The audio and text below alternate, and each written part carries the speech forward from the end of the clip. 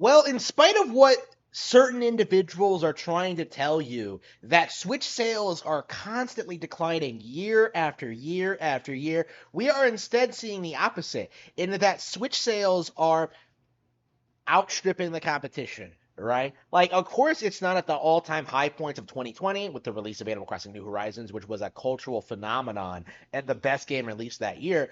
But like, in general, Switch has been doing consistently very well its entire lifespan, and will continue to do well far into the future. I expect even following the release of the next piece of Nintendo hardware, which I don't expect to happen until 2027, right? I expect the Switch will go on to be like one of the best-selling consoles ever made, far outstripping the PS2. I think it already outsells the PS2 when it comes to like actual software sales. It'll establish Nintendo as like, the all-time dominant market leader with no real hope of like any company like encroaching on their territory, and it will be the future of video games, right? This will be an all Nintendo future, right? Kids will be bullied in school for like owning an old PlayStation, right? Like, that is what we're looking at right here, where third-party developers threw everything they had, right, at the PS5 this year with games like Mortal Kombat 1 and Final Fantasy 16, Diablo 4, like everything, right? There were like so many big names coming out this year exclusively on third-party platforms. And what happens? Like, Nintendo stomps all of them, they hold their ground, and at the end of the year, it's looking like Super Mario Bros. Wonder is going to be the only notable major release this holiday season. This is going to be a big deal, right? Going into this year is going to look really interesting because there's no notable releases for PS5 or Series X on the horizon, right? Switch has weathered the storm, right? This was the golden year for the PS5 and the Series X, like the establishing year where like the games finally started coming, and they were all just wet farts essentially. Like, none of them succeeded, none of them did anything notable or interesting or fun or engaging, right? They all just like sold themselves on hype to a few select group of people and then just kind of collapsed after that. We saw this over and over again with Forspoken and Hi-Fi Rush and Final Fantasy 16, in which there were a hardcore group of people who have been defending these brands for years. Like Max Dude, I think, really hyped up Final Fantasy 7R. Like, this year really demonstrated, I think, what a poor position the third parties are in, especially like Square Enix. Right, right. Like, Square Enix legit killed their cash cow this this year. Like, Final Fantasy is a dead IP. I think it's never ever going to recover from this.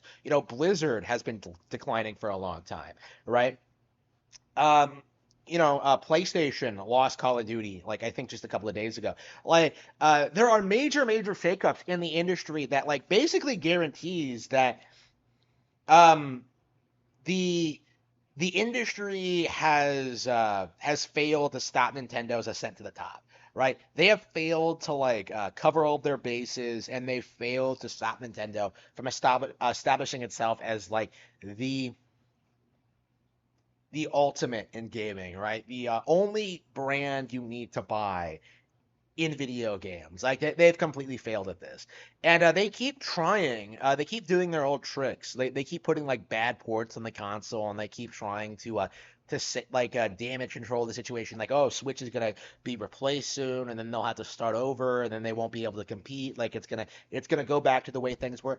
They have not accepted the fact that like the industry has changed. Is that like people aren't impressed by what Sony and Microsoft and Valve are doing anymore, right? Like, people aren't impressed by like what PlayStation and Xbox are offering, right? Like, it really does feel like at this point all Xbox is doing is acquiring studios and producing absolutely nothing, and Sony just gets increasingly more woke and just keeps producing more and more like absolute just nonsense that like nobody cares about. It's kind of amazing to see, and it's equally amazing to see people try and like downplay this, right? Like, the way people are talking right now, you would think the Switch is like on the way out, and that's going to get replaced by like September 2024. Actually, that's exactly what they're saying, is that it's going to get replaced soon because it can't compete with the Xbox Series X and the PS5. But the way it's looking now, it's the opposite.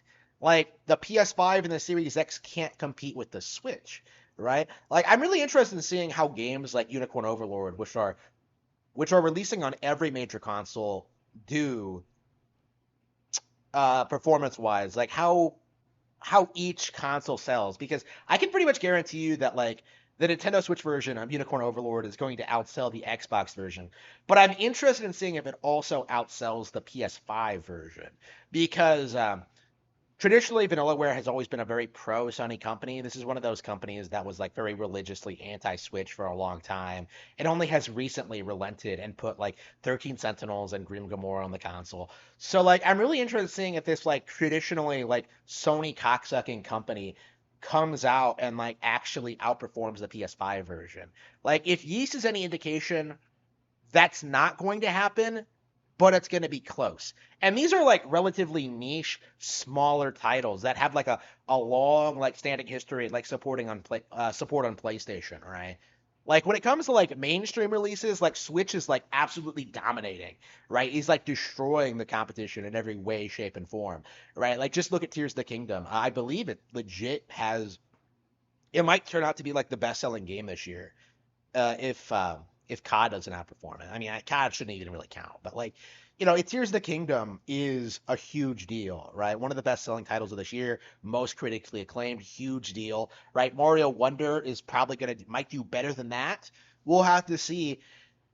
But like, the long and short of it is that like, it's becoming more and more difficult to even like dispute that the Switch is like this dominant force in gaming, right? The industry is doing everything it can to try and downplay every major release, whether they're like trying to trick you into thinking you can just like emulate every Nintendo game easily, or like that the new Nintendo console is coming out soon, or that like every Nintendo Switch game, Shin Megami Tensei 5, No More Heroes 3, Bayonetta 3, Fire Emblem Engage, Tears of the Kingdom, Super Mario Bros. Wonder, like all of those are just not good and worth playing. Like if they try to trick you into doing, like they try and trick you into thinking those games are bad, but it isn't true, and it's not catching on. And I think it's increasingly becoming something that like people are kind of making fun of, especially going into Mario Wonder. Like seeing how many people are trying to write this thing off as like not a major release, when in reality it's like a pretty big deal, right?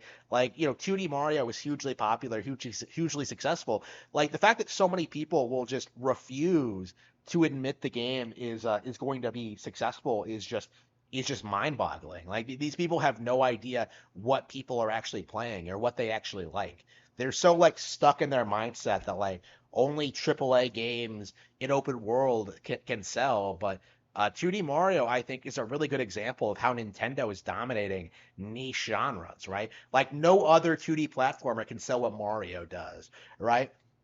No other company has been able to get like a strategy RPG to be as popular as Fire Emblem, right? No other company can has Pokemon, right? No other company has been able to like have such a strong release schedule in spite of every major developer in the industry like actively trying to sabotage them, right? That is the situation we're in now. We are seeing more and more the industry trying they are this year, I think. This marks a major change, I think. This year, we saw a major change in the attitude of the third parties and the YouTubers, in which they felt comfortable to stop praising the Switch.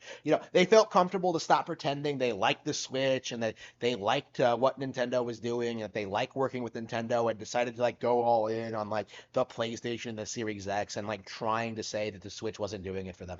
Like they're doing what they did at the beginning of the generation again, right? And I have to wonder just how this is going to end for them, right? Like I do think we're going to see like a lot of major layoffs in the coming years. Naughty Dog just has had a lot of problems with that. We're going to see a lot of major shifts in the industry, and I do think like we're going to reach the point where like a lot of titles that are supposed to be like the Nintendo killers, stuff like Cyberpunk 2077 and Final Fantasy 16, like these games are going to become increasingly unpopular, right? We've seen this already with a lot of these titles. It really does feel like there's only a handful of games left on PS5 and Xbox Series X that are even remotely able to pull in normies, right? Right? Like we used to talk about the unholy trinity, like Call of Duty, sports games, and GTA, right? But now with like uh, Call of Duty going exclusive to Xbox and GTA taking like over a decade to produce a new title, which probably isn't even going to be as good as the last game. Like, how exactly is this supposed to keep the console relevant? Like, to me, it looks like we're on the edge of like GTA kind of losing its cultural status symbol, right? It feels like we're at the point where like people would rather play like a good Saints Row game or a good alternative in general. Like GTA is just like old, tired, and played out, and kind of like the grandpa of like open world crime games, right? Like it feels as if the industry is running out of steam, and they're going to do everything they possibly can to try and keep that train running, try to keep those bucks flowing, try to get your money. But like, I think more and more people are becoming uninterested. They are becoming uninterested in these minor titles, in these uninspired indie games, in these poor imitations, poor remasters, poor remakes, poor like sequels to old IPs. Like, new IPs aren't doing it for everyone. people are People have had enough, right? When I want to sit down and play a video game, I'll play Splatoon 3.